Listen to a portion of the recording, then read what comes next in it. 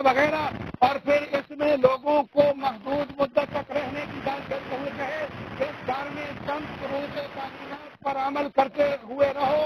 اور جس نے اس مدت میں رہائش کے دوران تعلیمات و شروط پر عمل کیا اسے اس سے کئی گنا افضل گھر میں شفٹ کر دوں گا، اور جس نے مطلوبہ تعلیمات و شروط کی پابندی نہ کی بلکہ اس میں تباہی، بربادی اور فساد برپا کیا، اور اس مدت کے دوران اس گھر کو شر اور خباثتوں سے بھر دیا، تو اسے ایسے گھر میں شفٹ کر دوں گا جسے میں نے پریشانیوں اور تکلیفوں کو جمع کر رکھا ہے۔ آیا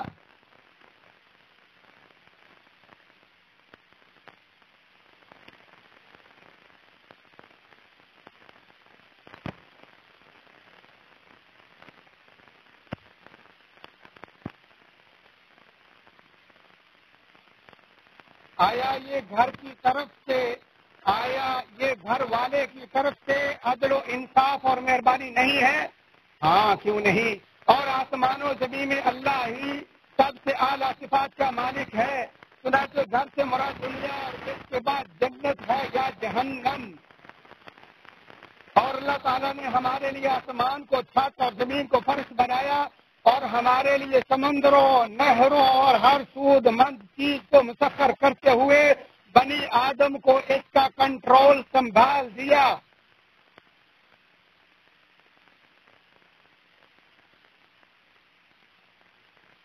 ارشاد باری تعالیٰ ہے، آسمان کو ہم نے اپنے ہاتھوں سے بنایا اور یقیناً ہم کشادگی کرنے والے ہیں، اور زمین کو ہم نے فرش بنا دیا، بس ہم بہت ہی اچھے بچھانے والے ہیں۔ اور فرمایا اللہ ہی ہے جس نے تمہارے لیے دریا کو تابع بنا دیا تاکہ اس کے حکم سے اس میں کشتیاں چلیں، اور تم اس کا فضل تلاش کرو اور تاکہ تم شکر بجا لاؤ۔ اور آسمان و زمین کی ہر چیز کو بھی اس نے اپنی طرف سے تمہارے لیے تابع کر دیا ہے، جو غور کریں یقیناً وہ اس میں بہت سی شادیاں پائیں گے۔ اور فرمایا اس نے تمہارے لیے انہار کو مسخر کر دیا، اور فرمایا کیا تمہارا پیدا کرنا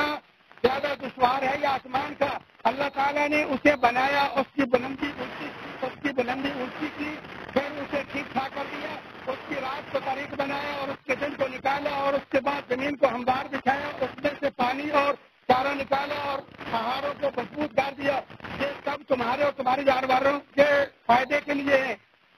بس جب وہ بڑی آفت قیامت آ جائے گی جس دن سے انسان اپنے کیے ہوئے کاموں کو یاد کرے گا اور ہر دیکھنے والے کے سامنے جہنم ظاہر کی جائے گی، تو جس شخص نے سرکشی کی ہوگی اور دنیاوی زندگی کو ترجیح دی ہوگی اس کا ٹھکانہ جہنم ہی ہے۔ ہاں، جو شخص اپنے رب کے سامنے کھڑا ہونے سے ڈرتا رہا ہوگا اور اپنے نفس کو خاص سے دور رکھا ہوگا تو اس کا ٹھکانہ جنت ہی ہے۔ اور اللہ تعالیٰ نے ہمیں تمام نعمتوں سے نوازا تاکہ ہم اس کی عبادت کریں، اس کے ساتھ کسی کو شریک نہ کریں اور قرآن و سنت پر عمل کریں، تو اسی میں زندگی اور موت کے بعد کی بھلائیوں کی ضمانت و گارنٹی ہے، اور یہی ہلاکت و بربادی سے بچاؤ کی مضبوط پناہ گاہ ہے۔ اسی طرح ارشاد باری تعالیٰ وہ اسی طرح اپنی پوری نعمتیں دے رہا ہے تاکہ تم حکم بردار بن جاؤ۔ اے لوگوں، بے شک بلا گناہ سے ہی آتی ہے اور توبہ سے ہی ٹلتی ہے، اور یقیناً لوگ اس وائرس کا شکار ہو چکے ہیں، تو اس سے دعاؤں اور ان اسباب کو بروئے کار لاتے ہوئے جان چھڑاؤ جو دین اسلام نے مشروع قرار دیے ہیں۔ اور اللہ تعالیٰ پر توکل اور بھروسے کے بعد احتیاط و پرہیز کو اختیار کرتے ہوئے اور تعلیمات برائے صحت پر پابندی کرتے ہوئے اولیاء الامور کا ساتھ دو۔ اپنے خطاب میں ہم وطنوں اور مقیمین کی صحت پر انتہائی خصوصی توجہ دلانے پر ہم ولی امر خادم حرمین شریفین حفظہ اللہ کے شکر گزار ہیں، اسی طرح ان کی حکومت اللہ اسے سلامت رکھے کے بھی شکر گزار ہیں، ان کی ذمہ داری کی ادائیگی میں شاندار کارکردگی پر۔ اور اللہ تعالیٰ پر توکل اور بھروسہ ہی ہر آفت و بلا سے بچاؤ کی محفوظ ترین پناہ گاہ ہے۔ نیز ان اسباب کا اختیار کرنا جن کا شرعی اور عقلی طور پر پابند کیا گیا ہے، تو جس نے صرف اسباب پر اعتماد اور توکل کیا اس نے اللہ تعالیٰ کے ساتھ شرک کیا، اور جس نے ان اسباب کو بیکار جان کر چھوڑ دیا اس نے شریعت و عقل دونوں کی مخالفت کی۔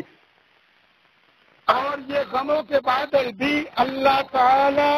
بہت ہی جلد ٹال دے گا انشاءاللہ۔ ارشاد باری تعالیٰ، اور جب میرے بندے میرے بارے میں پوچھیں تو آپ بتا دیں کہ میں بہت ہی قریب ہوں، اور جب کوئی دعا مانگتا ہے تو میں قبول کرتا ہوں، تو انہیں میری بات ماننی چاہیے اور مجھ پر یقین کرنا چاہیے۔ یہی ان کی بڑائی کے باعث ہے آپ علیہ الصلوۃ والسلام کے فرمان کی وجہ سے جس نے فرمایا جان لو کہ تنگی کے بعد آسانی ایسے ہے۔ اے اللہ کے بندو، قضاء و قدر پر ایمان لانے والے بنو، کیونکہ تقدیر پر ایمان لانا ایمان کے 6 ارکان میں سے ہے، اور تیرا یقینی علم و اعتقاد یہ ہو کہ ملک میں صرف وہی ہوگا جو وہ چاہے گا، اور یقیناً اللہ تعالیٰ ہر چیز کا خالق ہے۔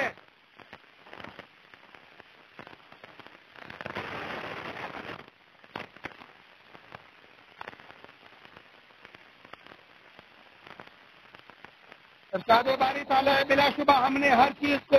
ایک پرفیکٹ اندازے کے مطابق پیدا فرمایا ہے۔ اچھی بری تقدیر دونوں پر ایمان لانا واجب و ضروری ہے، اور ہمارے رب نے ہمیں بتا دیا کہ اس پر کوئی چیز مخفی نہیں۔ ارشاد باری تعالیٰ وہ عالم الغیب ہے، آسمان و زمین میں کوئی ذرہ برابر چیز بھی اللہ سے پوشیدہ نہیں، بلکہ اس سے بھی چھوٹی یا بڑی چیز کھلی کتاب میں موجود ہے۔ ارشاد باری تعالیٰ ہے، اور اللہ تعالیٰ نے ہر چیز کی گنتی کو شمار کر رکھا ہے، تو ہمارا رب جو ہو چکا اور جو ہونے والا ہے اور جو نہیں ہوگا اور اگر ہوگا تو کیسے ہوگا یہ سب جانتا ہے۔ جیسا کہ اللہ تعالیٰ نے فرمایا، اور اگر آپ اس وقت دیکھیں جب کہ یہ دوزخ کے پاس کھڑے کیے جائیں تو کہیں گے ہائے کیا اچھی بات ہو کہ ہم پھر واپس بھیج دیے جائیں، اور اگر ایسا ہو جائے تو ہم اپنے رب کی آیات کو جھوٹا نہ بتلائیں اور ہم ایمان والوں میں سے ہو جائیں، بلکہ جس چیز کو اس سے قبل چھپایا کرتے تھے وہ ان کے سامنے آ گئی ہے، اور اگر یہ لوگ پھر واپس بھیج دیے جائیں تب بھی یہ وہی کام کریں گے جس سے ان کو منع کیا گیا، اور یقیناً یہ بالکل جھوٹے ہیں، اور تقدیر کی بنا اللہ تعالیٰ کے علم و تحریر پر ہے، اور اللہ کی تقدیریں بہت سی حکمتوں اور اسرار پر مشتمل ہیں جن کا ظاہر ہونا یوں ہی ہے جس طرح بحر کاہل پر نگاہ ڈالنے والے کے لیے کچھ ظاہر ہو، اور اللہ تعالیٰ کوئی ایسا شر محض پیدا نہیں کرتا جو حکمت و نفع سے بالکل خالی ہو، اور کورونا وائرس کی مصیبت کے نازل ہونے میں حکمت یہ ہے کہ لوگ اس کے انتشار سے پہلے والے اطمینان و سکون اور دن رات بآسانی عبادت اور مصالح کی نقل و حرکت کو یاد کریں، اور امن و استحکام اور عافیت پر اللہ کا شکر بجا لائیں، اور تمام گناہوں سے از سر نو توبہ کریں۔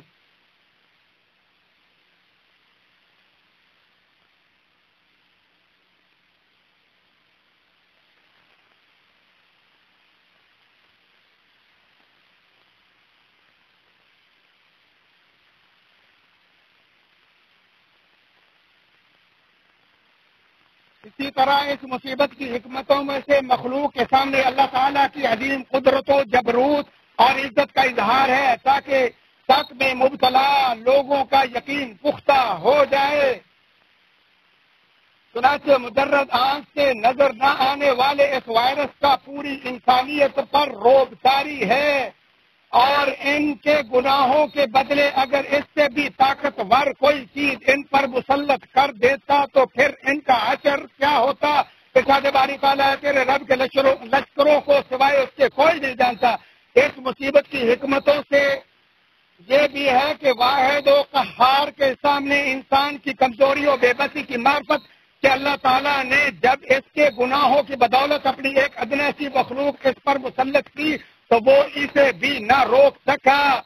ارشاد باری تعالیٰ اللہ تعالیٰ جب کسی قوم کی سزا کا ارادہ کر لیتا ہے تو وہ بدلہ نہیں کرتا، اور سوائے اس کے کوئی بھی ان کا کارساز نہیں۔ اے انسان کیا تو نہیں جانتا کہ تو ایک چونٹی سے بھی زیادہ کمزور ہے، کیونکہ وہ آدھی کٹ جانے کے باوجود بھی زندگی سے لطف اندوز ہو سکتی ہے، جبکہ کوئی چھوٹی سی چیز بھی انسان کو کھوکھلا یا مار بھی سکتی ہے۔ اس مصیبت کی حکمتوں میں سے یہ بھی ہے کہ اللہ انسان کو ایک معمولی سزا سے عبرت و نصیحت کرتا ہے تاکہ وہ کسی بڑی مصیبت میں مبتلا ہونے سے پہلے توبہ کر لے۔ ارشاد باری تعالیٰ بالیقین ہم انہیں چھوٹے سے بڑا عذاب سوائے بڑے عذاب کے سکھائیں گے تاکہ وہ لوٹ آئیں۔ تو اللہ تعالیٰ اپنی مخلوق پر مہربان ہے۔ اس مصیبت کی حکمتوں سے یہ بھی ہے کہ شک کرنے والوں کے لیے دلائل کا اظہار کہ بے شک رب العالمین ہی کائنات کو چلانے والا اور اکیلا وحدہ لا شریک ہی ایک ذرے یا اس سے بھی چھوٹے یا بڑے سب کا بندوبست کرنے والا ہے۔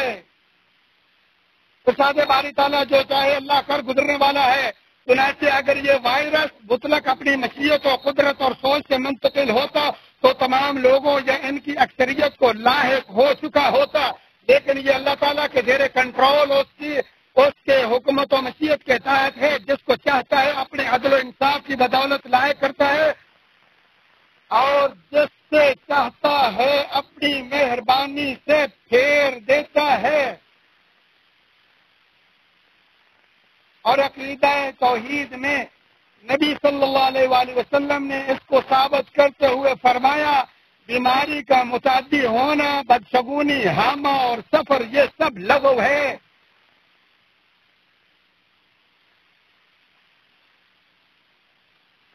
اسے بخاری مسلم نے ابو ہریرہ سے روایت کیا ہے۔ اس حدیث میں بیماری کے متعدد نہ ہونے کے بارے میں محققین کا کہنا ہے کہ بیماری ایک شخص سے دوسرے کی طرف اللہ تعالیٰ کی مرضی کے بغیر منتقل نہیں ہوتی اور نہ ہی بیماری عادتاً اللہ کی مشیت سے آزاد منتقل ہو سکتی ہے، اور اگر اللہ بیماری کا انتقال نہ چاہے تو وہ بیمار کے اختلاف کے باوجود بھی منتقل نہیں ہوتی۔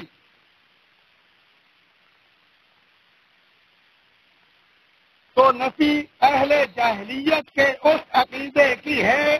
جس کے مطابق وہ سمجھتے تھے کہ بیماری عادتاً اور بغیر مشیت الہی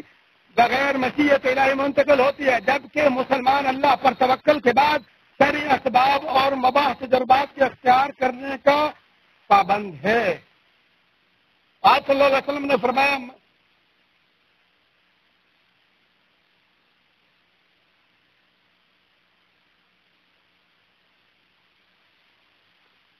آپ صلی اللہ علیہ وآلہ وسلم نے فرمایا مجذوم سے اسی طرح فرار اختیار کرو جس طرح تم شیر سے فرار ہوتے ہو۔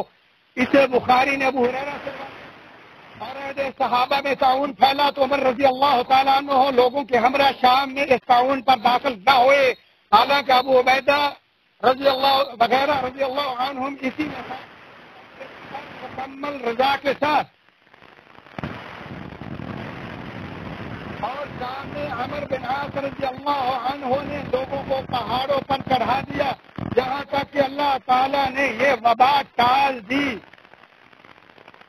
اور اس وبا کو بھی انشاءاللہ اللہ تعالیٰ جلد رفع کر دے گا۔ اور مسلمان پر جس چیز سے بچنا ضروری ہے وہ ہے بیماری کا خوف، پریشانی اور گھبراہٹ، اور ایک نسل مشہور ہے برائی کی توقع کرنا اس میں مبتلا ہونے کے مترادف ہے۔ تو اللہ پر توکل سے عزم، قلب، روح اور جسمانی قوت مدافعت مضبوط ہوتی ہے، جبکہ خوف و خطرے اور پریشانی سے جسم کی ہر چیز مضطرب ہو جاتی ہے اور بدن کی قوت مدافعت بیماریوں کے سامنے کمزور پڑ جاتی ہے، اور توحید ہر خوف سے امن و اطمینان کا باعث ہے۔ اے لوگوں، تمام گناہوں اور ان کے اظہار سے توبہ اور دعا کے ذریعے اس بلا کا سامنا کرو، کیونکہ اعلانیہ گناہ ہی دنیا میں ہر شر و سزا کا سبب ہے،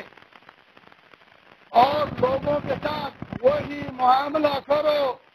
جس معاملے کی تم ان سے ڈیمانڈ کرتے ہو، اور انسان کو اپنے انسان پر کسی چیز میں ظلم نہیں کرنا چاہیے، اور اس زمانے میں انسان کا ظلم اپنے انسان بھائی پر اس طرح حد عبور کر چکا ہے کہ جس کے پہاڑ بھی متحمل نہیں ہے، اور ظلم کی سزا بسا اوقات عام ہوتی ہے، جبکہ زیادہ تر خاص ہی ہوتی ہے۔ اور صدقات و خیرات کثرت سے کرو، کیونکہ اس سے بلائیں رفع دفع ہوتی ہے، اور اللہ سبحانہ و تعالیٰ کا بہت زیادہ ذکر کرو، کیونکہ ذکر غذا، دوا اور بیماری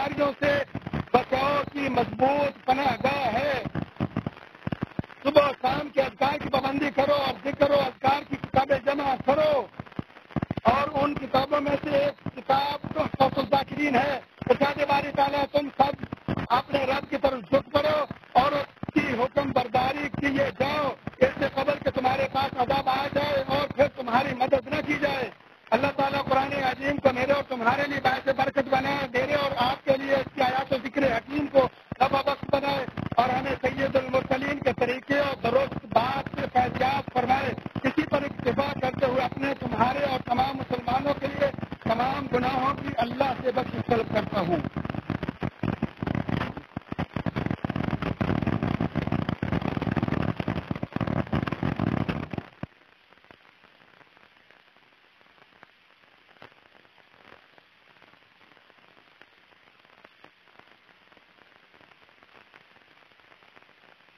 تمام تعریفیں اللہ رب العالمین کے لیے ہے جو بہت بڑا مہربان نہایت رحم والا ہے, جو قیامت کے دن کا مالک ہے. اور میں گواہی دیتا ہوں کہ اللہ وحدہ لا شریک قوی و متین کے علاوہ کوئی سچا معبود نہیں. اور میں گواہی دیتا ہوں کہ بے شک ہمارے نبی و سردار محمد صلی اللہ علیہ وسلم کے بندے اور رسول امین ہیں. اے اللہ اپنے بندے اور رسول محمد اور ان کے آل و اصحاب اور تمام تابعین پر درود و سلام اور برکت نازل فرماؤ.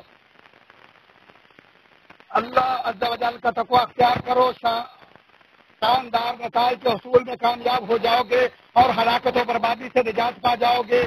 کامیابی صرف متقین کا مقدر ہوگا اور خسارہ صرف کفار کا ہے. ارشاد باری تعالیٰ نہ کوئی مصیبت دنیا میں آتی ہے نہ خاص تمہاری جانوں میں مگر اس سے پہلے کہ ہم اس کو پیدا کریں وہ ایک خاص کتاب میں لکھی ہوئی ہے. یہ کام اللہ تعالیٰ پر بالکل آسان ہے تاکہ تم اپنے سے فوت شدہ کسی چیز پر رنجیدہ نہ ہو جایا کرو اور نہ عطا کردہ چیز پر اترا جاؤ. اور اترانے والے شیخی خوروں کو اللہ پسند نہیں کرتے. ابن عباس رضی اللہ تعالیٰ عنہما سے مروی رسول اللہ صلی اللہ علیہ وسلم فرماتے ہیں جان لو کہ جو تم کو نہیں ملا وہ تمہیں ملنا ہی نہیں تھا اور جو تمہیں ملا ہے وہ تمہیں مل کر ہی رہنا تھا.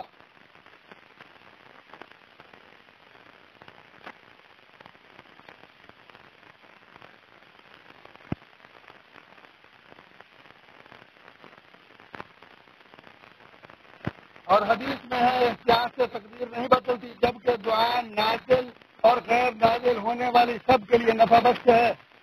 اے اللہ کے بندو بے شک اللہ تعالیٰ اور اس کے فرشتے نبی صلی اللہ علیہ وآلہ وسلم پر درود بھیجتے ہیں. ایمان والو تم بھی آپ صلی اللہ علیہ وآلہ وسلم پر درود و سلام بھیجو. تمام سامعین کی خدمت میں گزارش ہے کہ وہ خطیب کی دعا کے ساتھ شریک ہوں اور آمین کہیں.